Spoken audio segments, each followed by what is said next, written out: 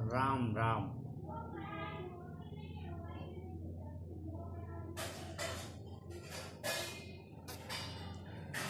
हमारी संस्कृति संसार में विशिष्टतम इसलिए मानी जाती है कि हमारे यहाँ संस्कारों के पोषण को सर्वाधिक महत्व दिया गया।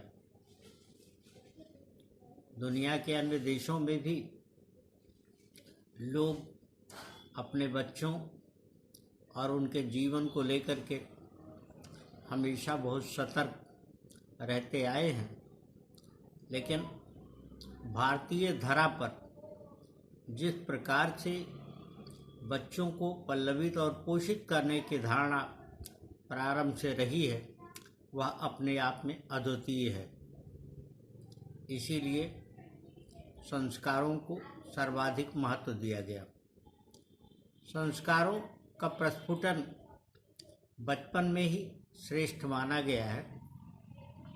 वह स्वयमेव होता है जब बच्चे अपने बड़ों को देख करके अपने कार्यों को पूरा करते हैं, उनकी आदतें बनाते हैं और उनको सहज ढंग से अपने जीवन में उतारने की कोशिश करते हैं। उसके प्रयत्न में उन बच्चों को देखा जा सकता है। यह प्रवृत्ति शुरू से रही है, तो इसका कारण भारतीय और भारतीयों का संस्कार सर्वोत्तम होना समझा जाता आया है। ये इसी कारण इसे सनातन परंपरा से जोड़ करके देखा जाता है।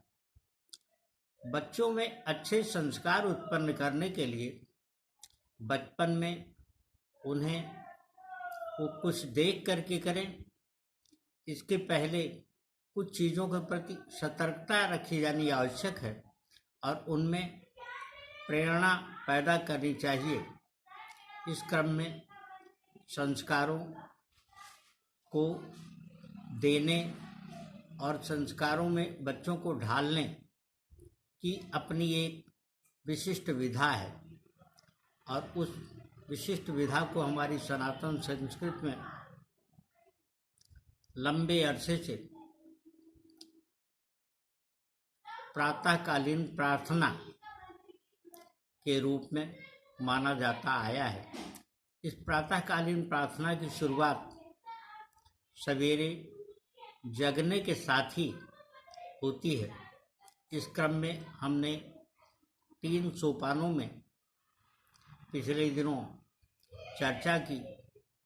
संयोग 2 दिन क्रम स्थगित रखना पड़ा और आज उस क्रम में मैं महत्व उस बात पर जो लोग देते हैं नदियों की प्रार्थना के महत्व को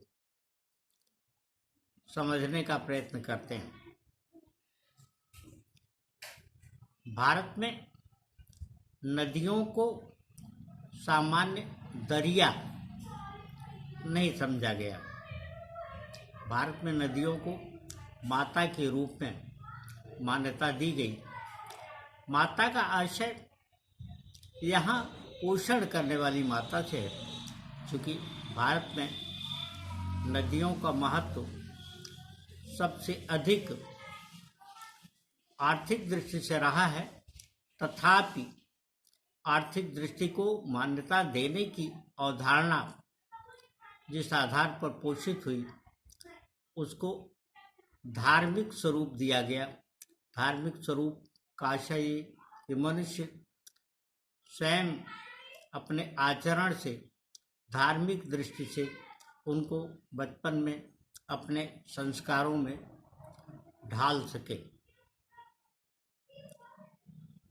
इस क्रम में प्रातःकालीन स्मरण में जो चौथा सूत्र है वह है नदियों की प्रार्थना का, और वो इस प्रकार है। गंगे च यमुने चैव गोदावरी सरस्वती नर्मदे सिंधु कावेरी जलेस्मिन् सन्निधिं कुरु। ये 7 नदियाँ गंगा, यमुना, कावेरी, सरस्वती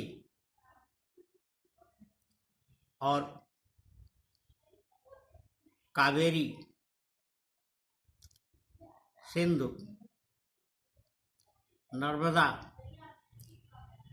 यानी इन्हें सप्त सिंधु के रूप में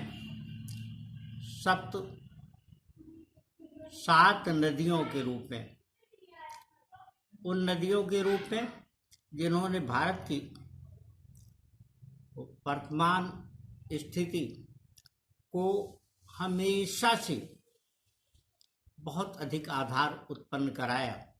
प्राचीन काल में भी हमारे ज्ञात ऐतिहासिक क्रम या पढ़ाए जाने वाले इतिहास के पूर्व से ही, जब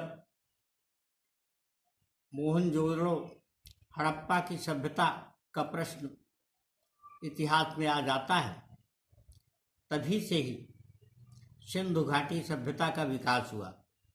सिंधु घाटी सभ्यता के विकास क्रम में भारत में जो संस्कृति बनी, उसके बाद गंगा का तो उसके पहले से ही अपना अलग स्थान रहा है, उसकी मान्यता रही। इसी प्रकार ब्रह्मपुत्र और यमुना का भी रहा, कावेरी और नर्मदा का भी रहा, सरस्वती जो विलुप्त समझी जाती है उसका भी इसी प्रकार से महत्व रहा। तथापि इन नदियों का न केवल धार्मिक और आर्थिक बल्कि सामाजिक दृष्टि से बहुत अधिक महत्व रहा। इनके तट पर पहुंच करके कोई भी व्यक्ति समान हो जाता है और उसमें किसी प्रकार का कोई अंतर नहीं देखा जा सकता। इसको सामान्य नदियों में जल स्नान के समय से के रूप में देखते हुए और बड़ी बड़ी नदियों और गंगा के तट पर होने वाले बड़े समागम के रूप में देखा जा सकता है, जहाँ किसी व्यक्ति में कोई विभेद नहीं होता है। पर्यटन की दृष्टि से भी इन नदियों का बहुत महत्व रहा इसी कारण। और आज तो हम ये देखें कि हमारी औद्योगिक सभ्यता हमारे आर्थिक आधार यानी शहरों का विकास भी अधिकतर इन्हीं नदियों के तट पर प्रारंभ में हुआ। इसीलिए इनको सर्वाधिक महत्व दिया जाता है। इन नदियाँ प्रारंभ से ही खेती यानी कृषि का बहुत अच्छा आधार रहीं और इन सब की दृष्टि से इनकी हमेशा से बहुत अधिक मान्यता बनी चली आई है। इसीलिए प्रातःकालीन प्रार्थना में इन नदियों को स्मरण करने और इनके महत्व को बनाए रखने के लिए चौथा सूत्र इसी रूप में प्रातःकालीन वंदना में नदियों की प्रार्थना रहा है। और हम अपने छोटे बच्चों को बचपन से ही इनके महत्व को समझाने का यत्न करें तो नदियों को पुनर्जीवन देने और उनकी पवित्रता को बनाए रखने में आने वाली पीढ़ी भी बहुत अधिक मददगार होगी। यह ध्यान में रखे जाने की आवश्यकता है कि जीवन को सर्वोत्तम ढंग से जीने के लिए नम्रता, धैर्यता के साथ साथ असीम सहन शक्ति भी विकसित करनी होती है और इसके आधार पर ही जीवन को न केवल उत्तम बल्कि सर्वोत्तम बनाया जा सकता है। इन्हीं शुभकामनाओं के साथ राम राम।